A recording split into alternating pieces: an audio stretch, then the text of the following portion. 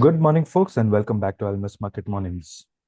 My recent observations tell me something interesting. When it comes to this AI rally, a bit of a bad news in earnings or projections or even anticipation of bad earnings results in all these tech stocks getting sold. In fact, recently I feel markets are just looking for an excuse to sell tech, and that somehow concerns me greatly. In fact, even yesterday, markets sold the tech sector ahead of today's Nvidia results. Moving on, an interesting development yesterday was announced by our petroleum minister. India will import close to 10% of its annual LPG requirement from the US. India and US have struck a one-year deal for this. Maybe who knows, this actually might be a precursor to a trade. Good morning, JK. Interesting update on India's LPG deal. What do you think of this? Because it seems definitely for sure the trade sector is affected as reflected by the latest trade deficit numbers. Good morning, Swaraj. It's a good development in the sense that we'll have a diversified source for natural gas import, and the energy security is ensured. And India needs it because we have huge subsidized supply of cooking gas for the households, and the government has ensured that through this deal. And of course, this is also a part of several, give and take that is happening between India and US, and more particularly from India, because they are looking to get the trade deal done soon. As per indications, the trade deal will be done in two parts, and the first part will probably, get done very soon, which will also include the concession on tariff rates. And the second one, which is more comprehensive deal, will take some time. That is the indication. Yes, this is also significant in the context of, the trade data that was announced yesterday. We had a record 41.7 billion trade deficit for the month of October 2025. Imports rising and exports falling. That was the feature. Imports rose because the gold imports were, nearly 10 billion higher for the month of October from 4.92 billion a month ago. Silver imports also rose 2.72 billion.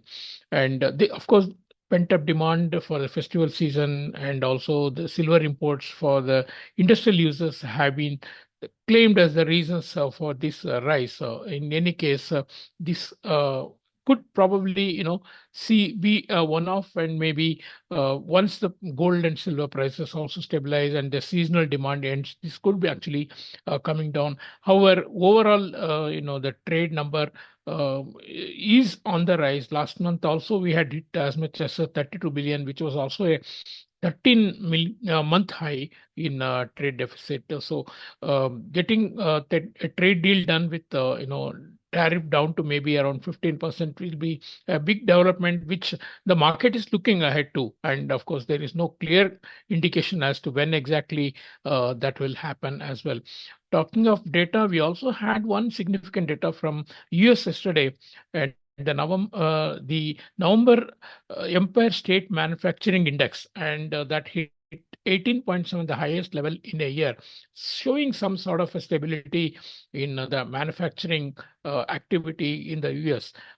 Most of the components showed an improvement. The new orders, shipments, inventories, the prices paid were lower. Even the employment index was, the higher at 6.6, and this suggests, a modest increase in the employment levels and also the hours worked. Now, this is to be seen in the context of recent private data, which showed that, the US saw the largest number of layoffs for several years at 153,000, and also the ADP number, the weekly number, which showed that, the 4 week average was around 11.5 rather 11,500 jobs shed by the US employers. So there's a lot of focus on US data, which is now starting to trickle in.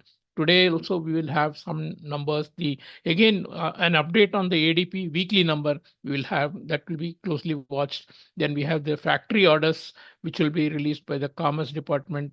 Then the industrial production data, that will be released by, I mean, that is actually collected by the Fed. And of course, these numbers again may not be completely reliable, and these are collected during the shutdown periods also. But maybe a broad direction to some extent will be seen, but then market will wait for more reliable data of November, which will probably be available in December. And then of course we'll also have the September jobs report on Thursday. And again, not so much to be relied upon because it's a long way back, and the October number and November numbers will probably be giving a better indications on the state of the economy. And so talking of the tech sector, which you spoke about, Nvidia is the largest company by market cap globally, and its numbers are relevant not only for the US but perhaps for the whole tech sector in the global markets. And yesterday's fall also impacted the Asian markets. We've seen Japanese and the Korean markets also taking a hit today. And generally market is assuming a good number from Nvidia, the leader in the AI space, and there that means there is scope for disappointment. That's why there is a last minute position adjustment, which is leading to some sort of a sell off. Of course, there is also this increasing doubts about rate cut in December. Fed members who speak of late have been hinting at the caution needed about further rate cuts because the inflation continues to stay above 3% now for more than a year. So that is something that the market is considering. No easing of interest rate, which can be a trigger for better performance by the stock market. And significantly, I have noticed, Swaraj, that two technical developments. The this is of course for chart watchers. The weekly MACD has crossed down in all the major indices in the US, the Dow Jones, the S&P 500, which is closely watched, as well as the tech-heavy Nasdaq index. And also, we've seen all the three indices trading below the 50-day moving average. These are some, momentum indicators which could actually lead for traders to, add to their short positions, or investors to reduce their long positions. Not that it is indicating a start of a big downtrend, but these are indications that short term the market is going to see some sort of a negative development or negative trend. So that's a correction, which is of course very healthy for the market, maybe in the offing. As far as the dollar is concerned, we are seeing the broad dollar index moving in a range. We had a failure on the upside. Now we have also had a failure on the downside. Euro, for instance, did not break the 1.1450 mark, and then it also has failed to break the 1.1650 mark. Now seems well below 1.16 as well. Dollar yen finding a huge resistance at 155, where some people fear intervention, although there is no reason for buying then, because of the the fiscal profligacy that the government is pursuing, as well as lower chances of rate cuts. Also, important development to note is some sort of a tension building between Japan and China on the trade. Japan protesting against, or rather probing into anti-dumping activity of China, particularly in the steel sector. China then, of course, not liking it, was also giving some trade advisories against exports to Japan. It is also, leading to some sort of straining of the relations on the geopolitical basis as well. This is something that we need to just have an eye on. So overall, dollar remains on in a range. And as to the rupee, some strength was seen initially. Modest flows were seen. Good to see that FI's sales have trickled down. In fact, we are seeing intermittent positive numbers, and yesterday was one of them. So that's keeping the rupee safe from further falls. Although any attempts to break also is also meeting with good resistance from RBI. Overall, once again, we hope and wait for economic numbers which started to come in from the US, as well as how the stock market behaves in the coming days, particularly as we head into the year end.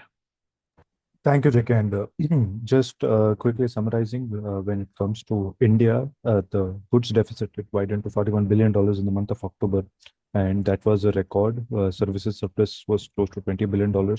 Primarily, it's also because of the rise in gold imports, because it was also the festival season in that month. So that likely also impacts the numbers. We are also seeing some sort of a deal with respect to energy between India and US, and we've spoken more on what kind of deals we can expect. Broadly, dollar continued to be in a range, slightly stronger. And when it comes to rupee, we saw a bit of strength yesterday. But interestingly, we are seeing this FI equity sells, it's coming off lower. So that's something positive, both for the currency and the equities. We'll see how all of this plays out. That's it from us today. Thank you for listening. We'll catch up tomorrow with the fresh round of updates.